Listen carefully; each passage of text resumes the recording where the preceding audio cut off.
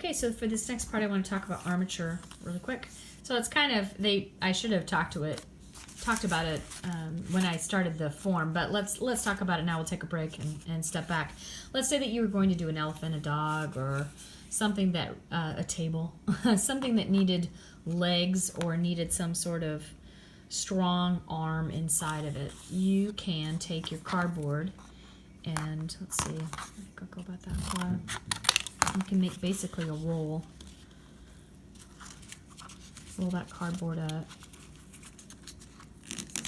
Try to make it kind of straight. And then go ahead and take your tape.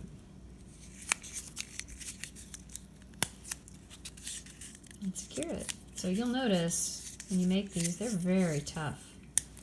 They're going to really stand a lot of weight. So you can make these fairly long, whatever you need, but you could make the leg of your animal or item and then go ahead and take the paper and wrap it around that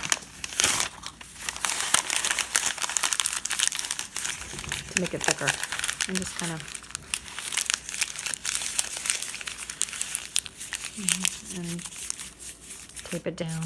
You can also make it so that it has maybe some muscle mass in here, make it thicker, but we'll talk about padding up in a minute. But if you needed to just kind of say make the that hindquarters just a little bit thicker, like the thigh, you can make a kind of a little pad over that. So I'll show you how to make little pads, but you can build those little pads on top so it'll have some definition. Okay, so there's that.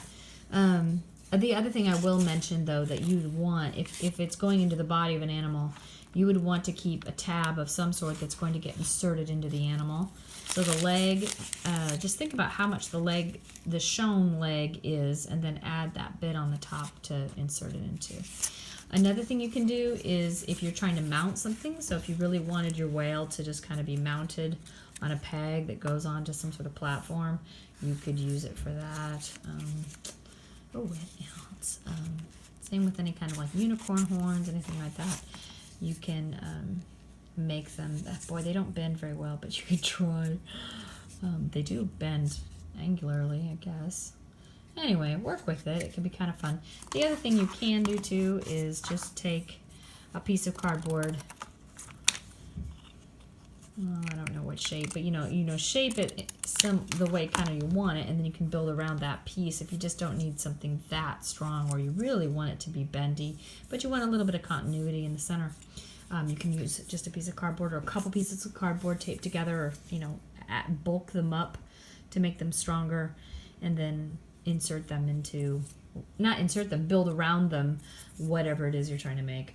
If you're going to be doing airplane wings, those I would definitely suggest you cut the wing the way you want it, that includes the tab, and do that like 3 or 4 times and tape those pieces together, or like take your glue stick and glue, you make the wing, and then you would glue another wing and another wing and another wing just to get that a little bit thicker, and then do this inserting trick that I'm going to show you and work it in.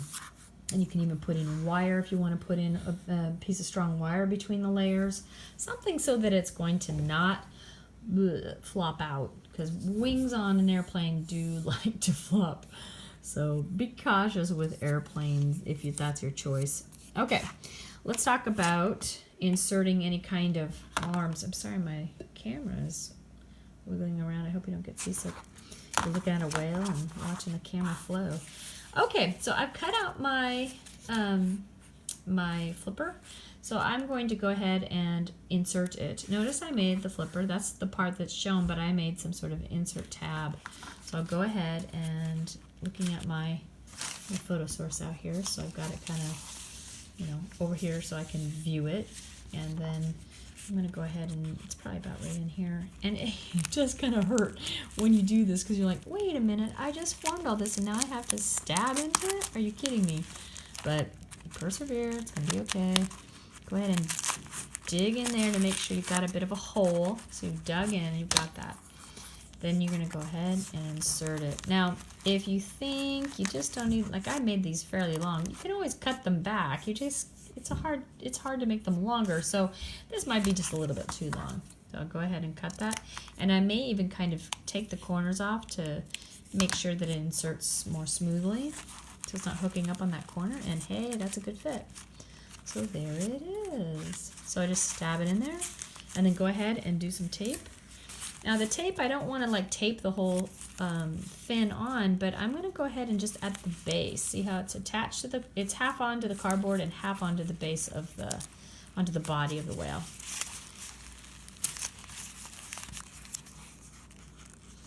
And we will be able to mache over it just fine. I think if you look closely on this, let's see if I can get the light to gleam. Can you see how some of the paper is up in here? It's very, I mean, it's, you have to really look for it. It'll blend out, but there's masking tape in here, and then there's mache paper over that. Oh, that's not going to show up. Maybe there. Can you see how it has a little bit in here? So masking tape and then mache. It blends out. You really don't see it much. Unless this one's gotten bent. You're looking at the whole thing got bent in storage, so that's not quite fair. All right, more tape.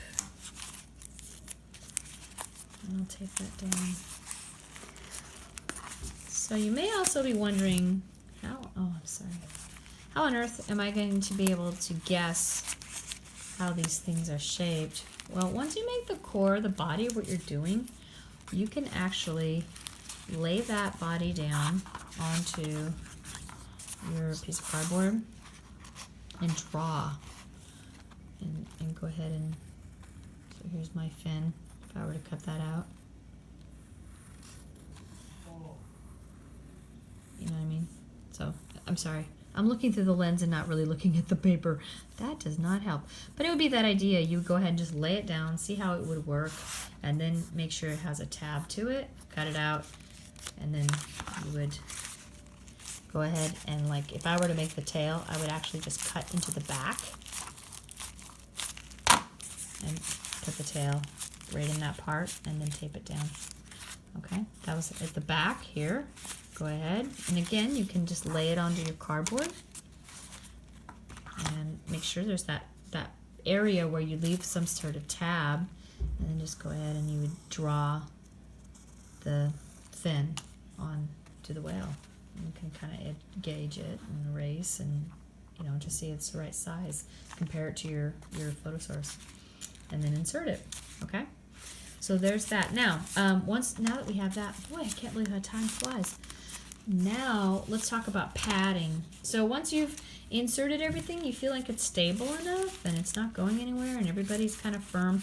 I like to say it's about as firm as a pretty ripe avocado or an orange that is kind of soft. Like if you were to really squish it, of course you'd hurt it, or it would, you know, it would open, it would pop, but it still has a nice firmness to it. It's not going anywhere, but it isn't like rock hard. You can't hurt somebody with it. Okay, I don't know if this is going to show up on the video, but I have a pretty major divot. Can you see that dip in there? I want to talk about padding it. So once you make this, now and then you're going to find that there's like a concave part. So I like to take tissue paper, or if you do have a really thin new print, but you just take that tissue paper, wad it up, lay it down in there. And I gave you guys some today in class, but if you missed class or you ran out, it's all it is tissue paper from Christmas. A little white gift tissue paper. Or really bad, sometimes you get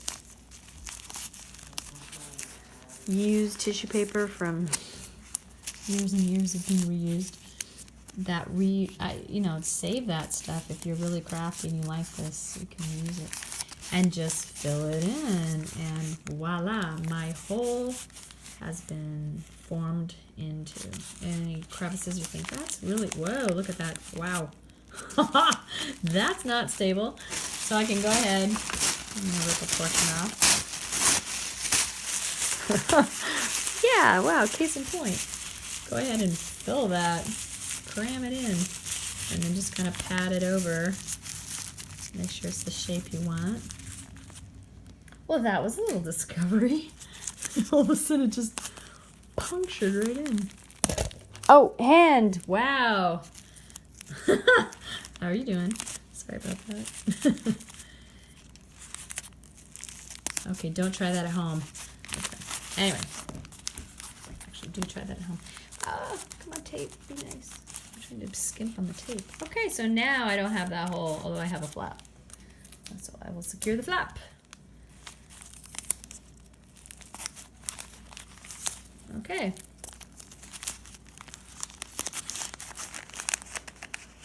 Anything you see that's sticking up, sticking out, you know, try to do it. Now, I will argue, I don't know, I've tried it both ways. I'm telling you this from experience. There can be holes in things and you say to yourself, I'll just deal with that when I go ahead and layer the next newsprint. You know, when I do the next, you know, the mache layer. Actually, some of the holes you actually, again, I don't want you to wrap it like a mummy, but sometimes it is rather efficient to just kind of cover it over with masking tape, especially if it's firm and you're not going to get any, it's not going to show a crevice when you do it. So you go through and you see, again, I think I taped that down a little bit. I've got a flap here. I think you probably noticed. You're like, well, what are you going to do with that? But I'd probably tape that down. And as finished of a product as you can make it now, you're going to save yourself a whole lot of time in the mache process, having to retrofit that. If you have any portions that are pressing in, that portion, if you could get rid of it now, you're going to really love yourself. Because once this paper gets a little bit wet, it sags. That will show up immediately because it's gotten moistened and it just gives way. So try to look around, see, you know, squeeze, squeeze, squeeze, squeeze. See if there's any more, you know, pretty big holes. Like actually, I might want to really tighten this down a little bit. I might have made it too soft, but not too bad. But go through and see, especially if it's like you were, you know, you saw a spot. I just put my finger there and like, whoa, there's a massive hole here. So run around, try to see if you can find those now. You don't want to be finding them when you're macheing.